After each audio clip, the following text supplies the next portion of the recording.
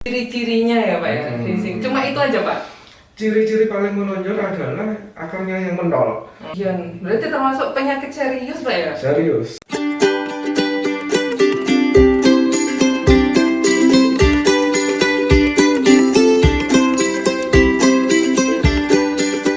Assalamualaikum warahmatullahi wabarakatuh.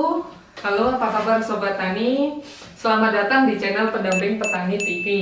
Ini merupakan program perdana kami, yaitu program Tajuk Tani. Nah, apa sih itu program Tajuk Tani? Program Tajuk Tani itu merupakan sarana informasi, khususnya untuk informasi pertanian di Kota Batu ya. Insya Allah bakal bermanfaat buat petani-petani khususnya di Kota Batu dan juga di seluruh Indonesia. Nah, sebelum masuk ke program Tajuk Tani, ini perkenalkan, saya ini Pravita. Di sini merupakan host ya, sekaligus saya menjabat sebagai tenaga pendamping petani di Kecamatan Bumiaji di Desa Gunung Sari. Halo warga Gunung Sari. Di video pertama kami ini kita kedatangan narasumber. Nah, beliau ini dari Dinas Pertanian dan Ketahanan Pangan Kota Batu. Untuk lebih tahu sendiri biar beliau yang memperkenalkan diri sendiri ya. Monggo Pak, ya, diperkenalkan. Perkenalkan, saya Mas Didaan, panggilan pendek saya Aan. Saya juga penyuluh pertanian di Dinas Pertanian Kota Batu, Dinas Pertanian dan Ketahanan Kota Batu. Oke Pak, pagi hari ini Pak, di pagi hari ini kita bakalan membahas tentang penyakit tular tanah Pak ya? Iya. Nah, penyakit tular tanah itu seperti apa sih Pak maksudnya? Sebelumnya saya akan menjelaskan terkait dengan penyakit tular tanah. Penyakit tular tanah adalah kelompok mikroorganisme yang sebagian siklus hidupnya itu ada di dalam tanah. Dia memiliki kemampuan untuk menginfeksi dan menyebabkan penyakit pada tanaman. Itu pengertiannya. Penyakit tular tanah itu dibagi menjadi 4 jenis. Ada yang kelompok dari jamur, ada yang kelompok dari bakteri, ada kelompok dari nematoda, dan kelompok dari virus. Pada sesi ini kita akan lebih spesifik membahas terkait akar gada. Yang bahasa kerennya itu Plasmodioptera brassiae. Apa sih itu penyakit akar gada itu kayak gimana sih Pak? Apa sih itu? Sebenarnya di masyarakat umum, kaum petani khususnya petani sayur, khususnya petani kubis-kubisan, itu akar gada familiar sekali. Karena setiap pertanaman intensitas serangan akar gada ada yang kecil, sedang, dan besar. Tergantung musim tanamnya, tergantung musim hujan. Nah, di kala musim penghujan, serangan akar gada semakin tinggi, sedangkan musim kemarau relatif sedang, seperti itu. Oke, berarti akar gada ini timbul ketika musim hujan, sama kayak musim nikah, musim kawin. Oke, nah penyebab dari penyakit akar gada ini sendiri apa sih Pak? Iya, terkait dengan penyebab penyakit akar gada adalah yang pertama adalah memang disebabkan oleh jamur Plasmodioptera brassiae dengan ciri-ciri daunnya menguning, pertumbuhannya kerdil, dan apabila dicabut itu akarnya mentol-mentol itu, akarnya seperti pentol. Nah, itu bahasa petani biasanya pentol. Belendung ya Pak. Oke, berarti itu ciri-cirinya ya Pak ya, fisik. Cuma itu aja Pak. Ciri-ciri paling menonjol adalah akarnya yang mendol. Karena biasanya tanaman layu faktornya banyak. Ada yang dari jamur, ada yang dari bakteri, ada yang dari hama. Nah, tapi lebih spesifik akar gada, dia apabila dicabut itu akarnya mendol atau ada pembengkakan akar, seperti itu. Berarti ciri yang benar-benar kelihatan akar gada itu dari akarnya. Akarnya itu melentuh, belendok, belendung gak karuan, aku ndelok gila. Itu ya sobat petani ya.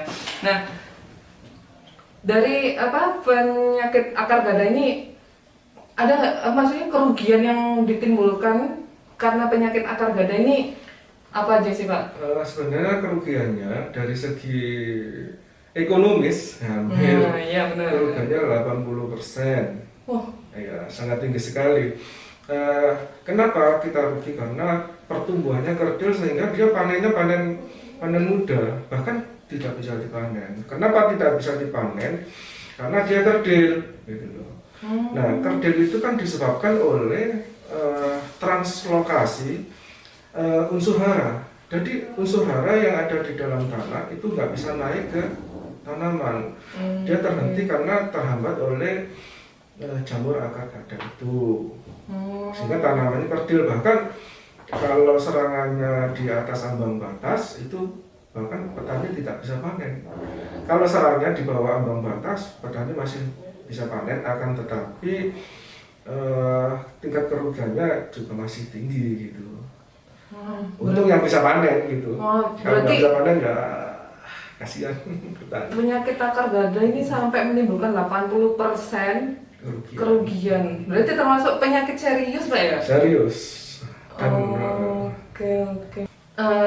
Gini Pak, sebelumnya kan kita sebelum take video ini kita bikin Q&A di Instagram kami. Ada Instagram Tajuk Tani sama Smart City Pertanian Batu.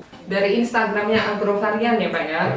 Nah pertanyaannya gini Pak, Pagi Min dari Agrovarian mau tanya nih, Min ada nggak sih agen hayati atau pestisida yang murah meriah, mudah didapat dan ekonomis buat ngatasin serangan penyakit akar gada? Soalnya di lahanku udah parah banget nih, tiap panen selalu ada aja akar gadanya. Makasih. Ya. Terima kasih atas pertanyaannya. Sebenarnya kita perlu membicarakan ini terkait dengan solusi apa yang perlu kita lakukan terkait penanganan akar gada. Penanganan akar gada yang pertama, kita harus memilih benih yang resisten terhadap akar gada, itu yang pertama. Yang kedua, harus melakukan namanya rotasi tanaman. Diharapkan dengan adanya rotasi tanaman, itu kita bisa memutus siklus hidup dari jamur Plasmodiphora brassiae. Yang ketiga, olah tanah yang bagus dengan penggunaan pupuk yang sudah terfermentasi. Nah, rata-rata saya melihatnya di lapang itu masih penggunaan pupuk kotoran ayam masih mentah. Nah, itu kalau masih mentah itu salah satu faktor juga penyebab akar gada. Yang keempat, kita penggunaan dolomit. Nah, sebelum penggunaan dolomit kita harus mengecek pH dulu. Apakah tanah kita asam? Apakah tanah kita masih bagus, normal pH-nya? Apabila tanahnya kita asam, di bawah 5, kita wajib penggunaan dolomit. Yang kelima, kita penggunaan agensi hayati, agen antagonis ataupun pupuk hayati. Agen antagonis yang kita pakai biasanya bisa Corynebacterium, bisa pakai Trichoderma sp, bisa yang jenisnya Harzianum, bisa. Kita bisa pakai PGPR. Nah, PGPR itu kandungannya adalah beberapa bakteri yang hidupnya di perakaran. Tuh, seperti itu. Cara aplikasinya pupuk hayati seperti apa? Bisa dilakukan pada persemaian. Jadi sebelum tanam kita harus aplikasi PGPR ataupun agen antagonis yang lain untuk perendaman, yang fungsinya adalah menekan pertumbuhan penyakit tular tanah yang menempel di biji dari sawi-sawian. Itu perendaman kurang lebih 10-15 menit dengan dosis 10-15 ml per liter. Tuh. Nah, setelah perendaman tanam. Nah, setelah keluar akar pertama baru kita kocor lagi dengan proses yang sama. Setelah itu beberapa hari apabila mau tanam, kita celupkan lagi baru tanam seperti itu. Tapi tidak terhenti di persemaian, tapi setelah tanam kita wajib tetap aplikasi dengan dosis 10 ml bisa dengan rentang waktu 5-7 hari sekali. Oke, berarti itu tadi sekaligus solusi dan cara pencegahan Pak ya. Itu pencegahannya ya. Pencegahan. Untuk pencegahannya. Kalau yang sudah kena penyakit akar gadanya nih Pak. Nah, Betul. itu pengobatannya tuh kayak gimana Pak? Ya. Ini pengalaman kita di Desa Sumber Berantas. Ada beberapa petani yang kita uji cobakan di Demplot. Itu apabila kita aplikasikan agen antagonis ataupun pupuk hayati PGBR bisa pecah. Jadi akarnya itu yang terjadi pembengkakan, bengkaknya itu pecah, busuk, sehingga dia keluar akar baru, sehingga translokasi unsur hara itu nggak terjadi. Jadi naik unsur hara yang ada di dalam tanah naik ke tanaman itu seperti biasanya, nggak terjadi translokasi, sehingga tanaman bisa tumbuh dengan normal. Seperti itu. Tapi itu gini, sebenarnya daripada kita kalau sudah besar kena, mendingan sebelum kena kita atasi. Tapi itu gambling. Tapi kita uji cobakan ke beberapa petani sudah ada hasilnya. Sudah ada hasilnya ya Pak ya. Kalau kita sebagai penyuluh pertanian adalah pendampingan bagaimana kita mengajarkan petani berkemandirian. Bagaimana kita membuat agensi hayati itu dengan swadaya sendiri. Jadi itu relatif jauh lebih murah. Dan kita juga ada tim reaksi cepat Kota Batu yang bisa memberikan konsultasi di petani Kota Batu. Seperti agrovarian ini bisa kita nanti downloadkan secara gratis bisa. Oh, nah itu agrovarian ya, itu dapat gratis. Gratis. Jadi tetap pantengin kita terus ya. Nah terus ini ya tadi ngomongin soal tim crop ya. Tim crop dari Dinas Pertanian ini sedikit info. Pak Aan ini juga termasuk tim dari tim crop ya. Tim crop itu merupakan cepat respon opini publik. Jadi ketika ada petani mengeluh ini, nah tim crop siap untuk langsung ke lapang membantu. Ini sebelumnya ada yang mau disampaikan lagi Pak untuk petani-petani khususnya di Kota Batu dan petani untuk di petani Indonesia yang mau disampaikan, monggo Pak. Oke. Sebenarnya di dalam dunia pertanian, asalkan agroekosistem di dalam lahan itu seimbang, gak ada namanya ledakan hama maupun penyakit. Selama ini kenapa sih ada penyakit A, B, C, D? Karena di situ terjadi ketidakseimbangan agroekosistem.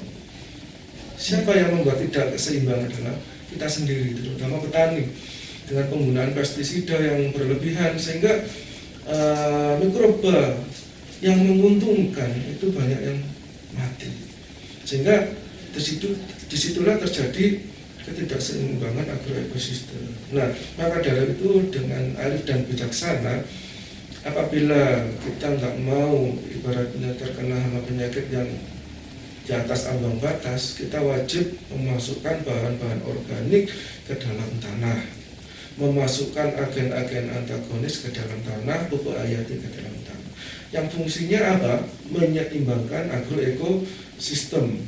Apabila agroekosistem sudah terkendali dan seimbang, Pak, insya Allah serangan hama maupun penyakit akan terkendali juga.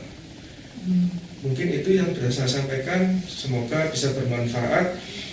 Andai kata ada yang kurang jelas dan kepingin diskusi lebih lanjut dengan saya, bisa lewat IG atau Facebook dengan saya. Ya. Oke, bisa Pak. Nanti ini untuk berkonsultasi ya, bahasa kerennya itu berkonsultasi secara gratis ya.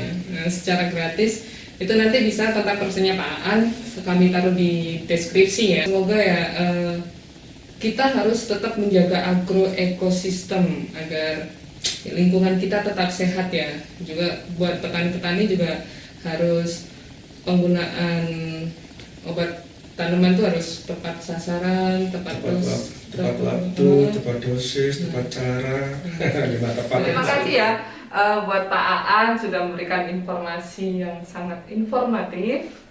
Jangan kapok Pak ya, soalnya nanti bakal diundang terus di channel ini.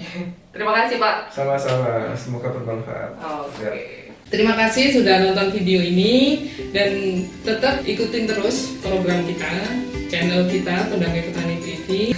Nah, kita bakal memberikan informasi seputar pertanian yang di Kota Batu, yaitu dengan monggo ayo di follow Instagram Smart City Pertanian Kota Batu, Instagram Tajuk Tani, dan ada juga Instagram PPL Bumiaji, penyuluh pertanian lapang Bumiaji.